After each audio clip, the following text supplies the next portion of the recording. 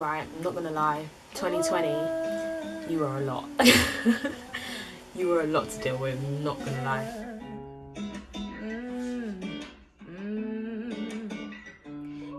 Hey guys, welcome to my channel if you're new here, and if you're a regular and you keep coming back to see my same old face, I'm grateful for you. Hello, thank you, welcome back. So today I'm doing a video that has actually become a tradition. Like, little old me has traditions on my channel now. This is the third year I'm doing this, and this video is what 2020 taught me. So for the past couple of years I've actually been doing what the previous years taught me. So I thought 2020 I'm gonna have to, talk about what that year's taught me, because honestly, yeah, I learned some lessons still. 2020 was a lot. As in, if I think about it too much, I think we all learnt lessons from 2020. I think we were kind of forced to. So in this video, I'm going to talk about 10 things that I believe 2020 taught me. And yeah, before we actually get into it, I just kind of want to say, like, 2020 was a hard year for everyone, I think.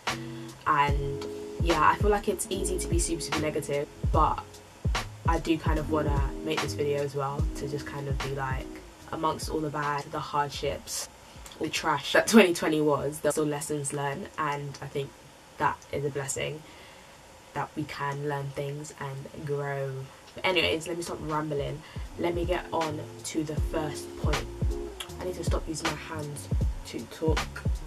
First lesson I feel like 2020 has taught me, or made me really realise, is that I'm Christian but I'm not perfect.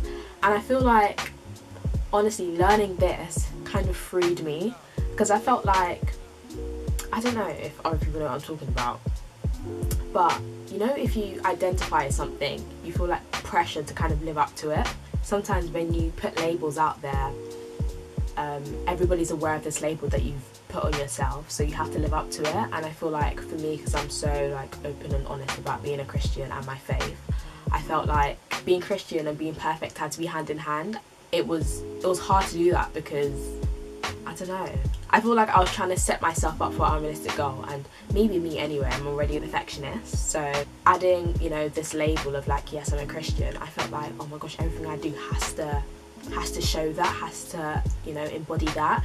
And to an extent, yeah, of course, like the lifestyle I choose to lead should be reflective of my faith and the fact that I do follow God. But at the same time, like, it's okay to mess up, it's okay to like not be perfect. Do you know what I mean? Like, none of us are perfect, and I just felt like I was almost losing myself because I was trying to live up to some unrealistic goal. And yeah, I don't know, I just think learning and understanding that what, you're Christian but you're not perfect, and that is okay. Like, I don't need to live up to people's expectations. I don't need to kind of put up a facade just to try and present myself in a certain way. Like, it's okay to just be me, it's okay to be myself, and that comes with my flaws and all. I think that sums it up, really. Christian girl, I ain't perfect, and that is okay. Okay. I kind of wanted this video not to be too rambly and to be kind of a bit more snappy, because I know I can ramble on at times. So I have my 10 notes on my phone, so I'm going to keep referring to that. The second lesson I'd say I learned from 2020 is that basically progress over perfection, simple as, and it's leading on from what I was just mentioning before, like, progress is better than perfection. Like, at least you're going somewhere. And I feel like having that mindset of like, oh my gosh, I'm progressing, and that's the important thing, rather than like, oh, I need to be perfect, and if I'm not perfect, I'm failing. Well, if you're progressing, of course you're not failing, because you're working towards something better. So this third point, yeah, I feel like I think everybody had to kind of clock onto this, because it's so true. We make plans and God actually laughed at them. Like, I did not expect to be doing my master's degree in a pandemic, and I didn't expect to be neglected by the government, but that is another story we'll save for another day. I had all these plans and all these ideas and things I wanted to do, and like 2020 just came and was like, sis, you better relax. God actually just laughs at the plans that we make, and it just really taught me to actually trust in him, but also be okay with going with the flow. And that is my fourth point. Like, 2020 actually just taught me to go with the flow. I can't explain it, but from as long as I can remember. I tried to make everything really structured in my life. So I did my GCSEs at 16, and then I went straight to sixth form, did my 4 A-levels, and then straight after sixth form I went to university for 3 years. And then after doing my undergrad, once I graduated from that, I went straight into doing a master's. So everything was very much planned. Like 2020 was the first year when I was like, wow, like I have no set plan after this, and things that I thought I could go into, like straight into a graduate job or straight into an internship, like the pandemic 2020 just made it so much harder. So I was just really forced to actually go with the flow and be okay with that. And I feel like I'm learning that now, that not everything has to be so structured, and it's okay to kind of, you know, think on your feet, girl, go with the flow. The 5th point I have is basically I learnt, well, I'm still learning as well, like the beauty of being present in moments. 2020, as much as I said like, oh yeah, live in the moment, you be present, like I don't think I fully grasped, that word is hard to say, grasp. English, right? This language, I know I did it at uni, but like it do be hard, but yeah, I feel like as much as I said in the past, yeah, like live in the present, yada yada yada, I don't think I was really forced to. And I think, you know, that first lockdown that, you know, the whole world was experiencing at the same time, it really forced you to actually be present, because what else can you do? Like, especially like when we had no idea about when the lockdown was going to end, you had no choice but just to be present. And I feel like I found beauty in that, in actually just being present and living in the moment. It's obviously hard, like we're so like go go go, but I do feel it kind of made me to stop. What's that song? Stop. Wait a minute, the way you move that girl, you. That's my first 5. Now I'm going into the next 5. I'm gonna try to speed it up because I'm still rambling. I do be talking a lot, you know, like I talk there, so I want to kind of like, you know, hurry this up a little bit.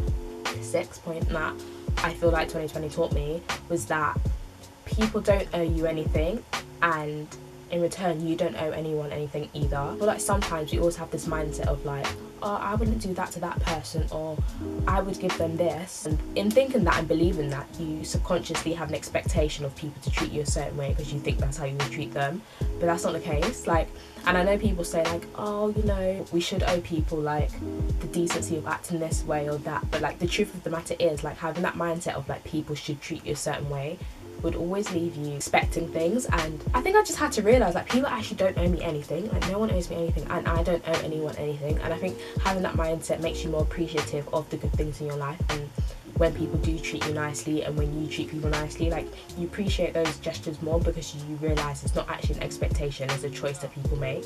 Yeah man, no one owes you anything and you don't owe anyone anything. Please, no expectation. You can't live your life that way. And I think in the past couple videos that I did of these, you know, what the previous year taught me, I've mentioned expectation, and I think this year I'm actually kind of grasping like, you know, no one actually owes you anything, so therefore stop having these expectations because no one owes you anything, right?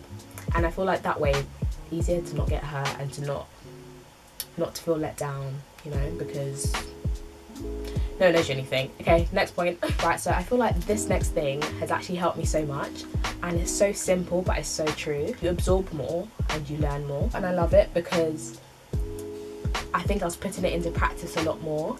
I don't know, I can't explain it, but it's helped me in so many different aspects of my life. Like, the more that I read the Bible, the more closer and connected I feel with my faith.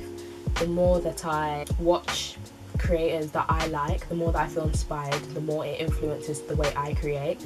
The more I read, the more knowledge I gain. The more you absorb life around you, the more you inevitably learn and grow as a human. And I think it's so beautiful, and absorbing more and taking in more is something that's really helped me to learn more about life.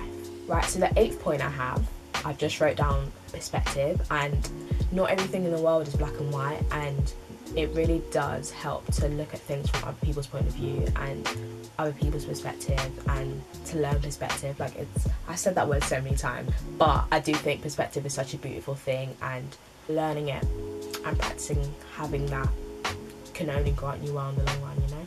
I honestly feel like I'm preaching here. I'm like proper like spitting gems. I bet when I go back to this, I'm gonna be like, what was I actually talking about? Like, sis, you don't know what you're talking about. But these are still things I've learned, so I mean, it's my truth, innit? We all have our truths. 9th thing I've learned is to trust my intuition, and I could have told you this any year, but I just feel like in 2020, like, I was just like, you know what, I feel some kind of way about something, I'm gonna follow it.